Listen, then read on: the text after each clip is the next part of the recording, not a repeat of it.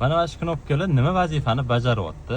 Fikrlarni kommentarda qoldiringlar, ungacha avtomobil obzor qilib beramiz. Xullas, Gentra avtomobili polni navrot qilingan, panorama lyuk, patologlari, panellari bilan komplekt o'rnatilgan.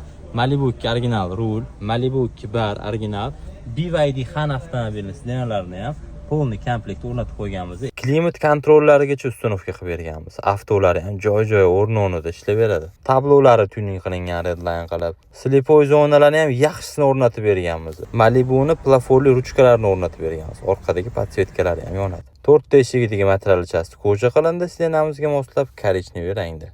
Malibu 2 barlari ham original o'rnatilgan, usti karbon qilingan, yonidagi batonchiklari bilan eng ustkichasi sidenamizga mos korичневый koja bilan перетяжка qilingan holatda turibdi.